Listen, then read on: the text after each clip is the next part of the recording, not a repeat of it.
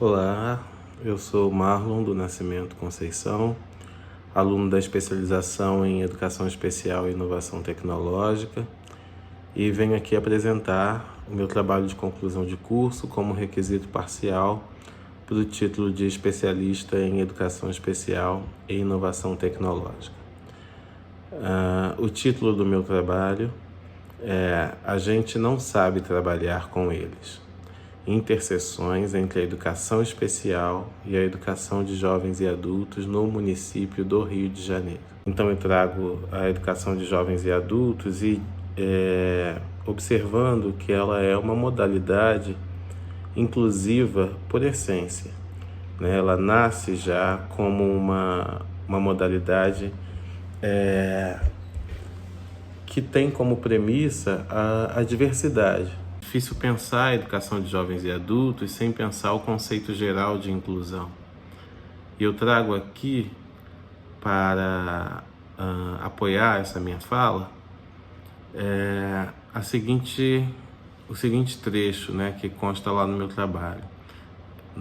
trabalho escrito. A EJA é uma política pública de direito assegurada com base na Constituição Federal e na LDB, e tem como funções, né? Suas funções são reparadora, né? Uma função reparadora de direitos, compreendendo que essas pessoas em algum momento tiveram seus direitos cerceados, né? Impedidos por meio da educação. Tem a função equalizadora de condições de acesso à educação e ao que ela proporciona para a população, né?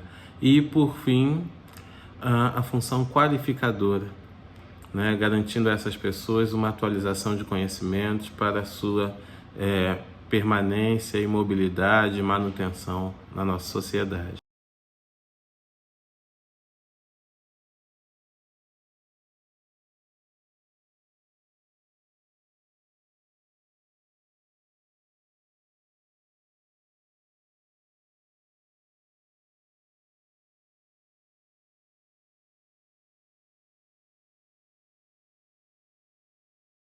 E, na prática, e nesse contexto que eu analiso, nem sempre os docentes e os funcionários, de modo geral, os educadores que estão ali na escola, se sentem preparados para atuar com o público-alvo da educação especial.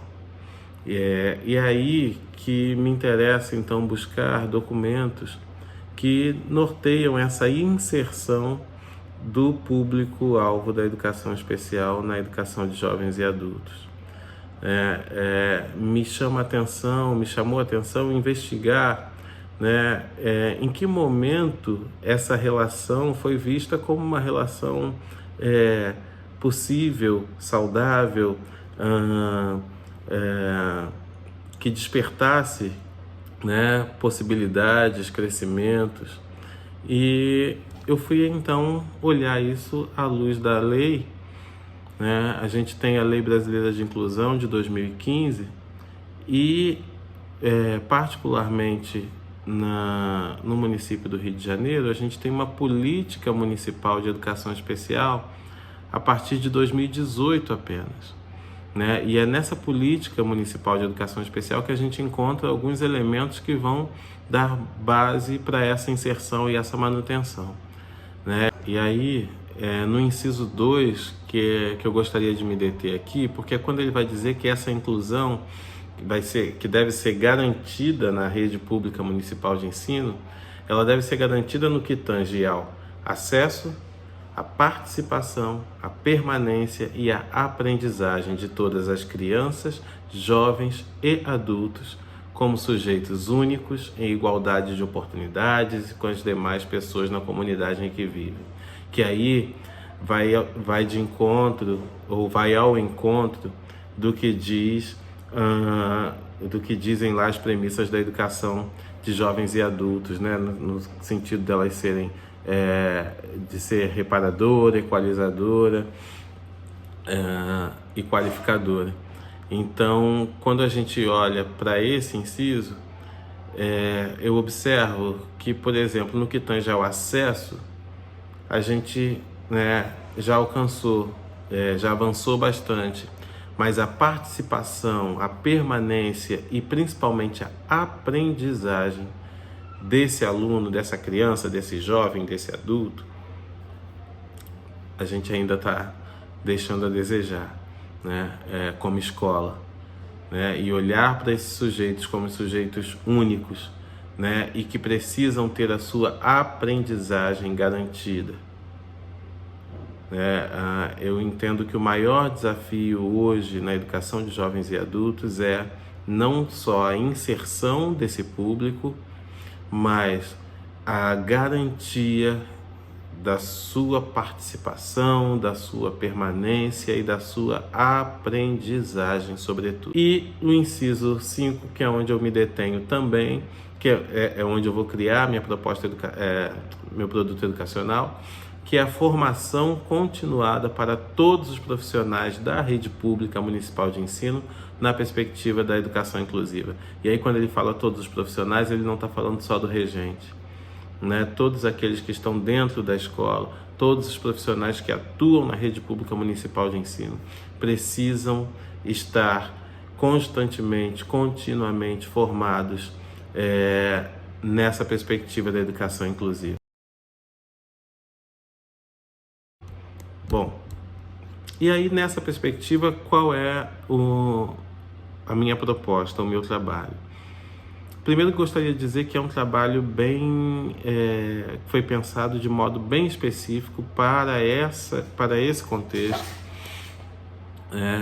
Óbvio que pode servir a outros, mas a minha proposta foi pensando nesse contexto, que é o contexto de onde eu parto, e principalmente uma proposta possível dentro das nossas realidades, das nossas limitações hoje ainda, né? Então, portanto, uma proposta possível.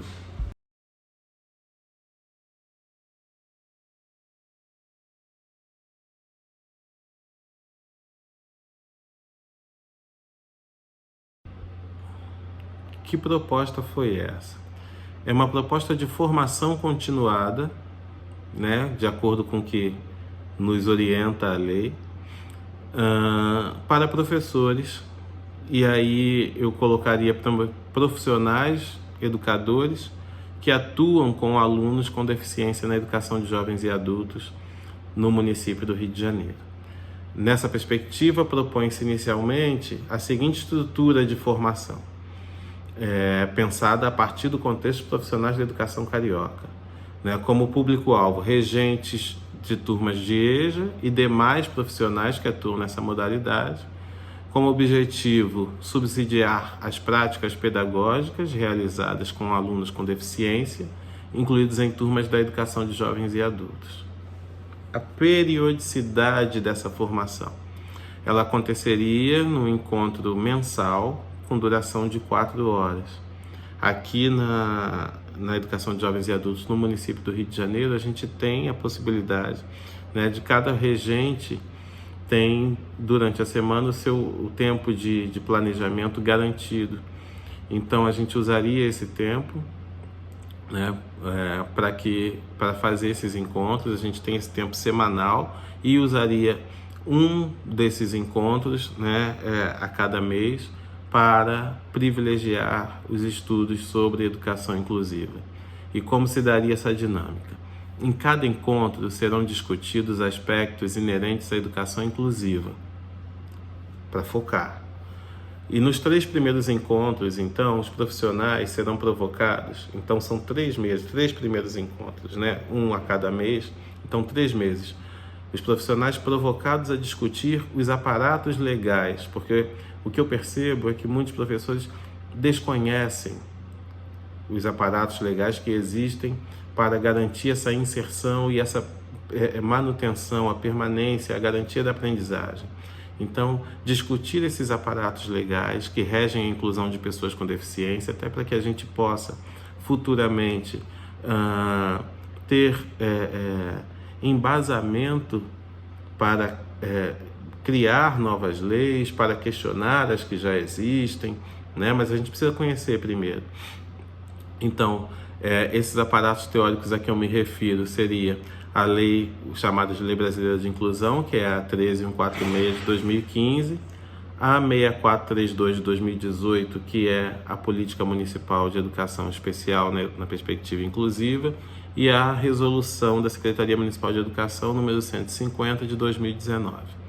Então, a partir do quarto encontro, é que o grupo vai começar a propor ações necessárias para efetivar essas leis no espaço escolar determinado. A partir do quinto encontro, serão feitos estudos de caso, com exemplos da própria unidade escolar, e todos os professores e funcionários ajudarão a pensar propostas de aprendizagem efetiva para esses alunos. Com isso, ao longo do ano, será montado um portfólio com as atividades propostas e os registros da execução dessas atividades.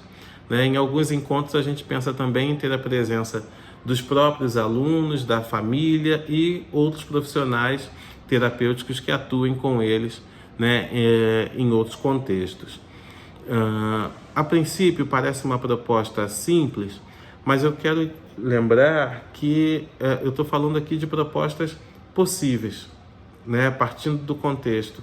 Logicamente, isso pode se desdobrar, isso pode e deve reverberar, mas é uma proposta inicial de formação continuada diante da falta de propostas que a gente tem hoje.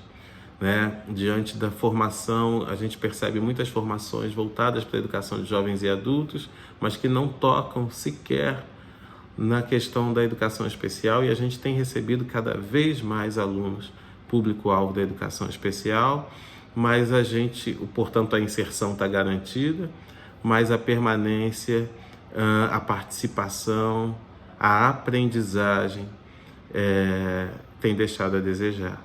E é por isso a necessidade de formação.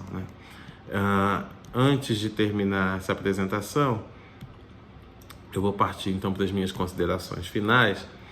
Diante de tudo que foi exposto aqui anteriormente, é possível reconhecer a complexidade inerente ao trabalho de cada educador, sobretudo daqueles que atuam em modalidades tão peculiares como a EJA e a educação especial. Quando tais modalidades se encontram, a tarefa se torna ainda mais desafiadora. O primeiro passo para enfrentar esse desafio é o conhecimento, pois é preciso entender o que se espera alcançar e o que está minimamente garantido por lei. Essas discussões é que vão permitir que a letra fria do papel da lei ganhe vida e sentido no dia a dia, evitando barreiras e consequentes frustrações. É possível que a escola seja efetivamente inclusiva, sem que para isso se renuncie à aprendizagem.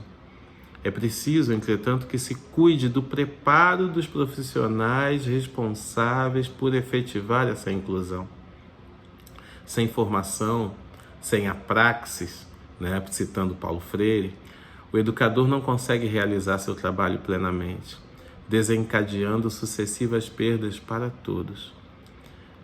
De modo que o objetivo desse trabalho será alcançado à medida em que os educadores se sintam mais confortáveis, motivados e preparados para atender a demanda que lhes foi entregue. Somente assim haverá garantia de atendimento pleno ao que determinam os documentos legais. Bom, aí eu trago para vocês os referenciais teóricos que embasam essa pesquisa, essa investigação, essa proposta de formação, e agradeço muitíssimo por essa formação riquíssima ao longo de todo esse período em que nós estivemos juntos na especialização em educação especial e inovação tecnológica. Obrigado.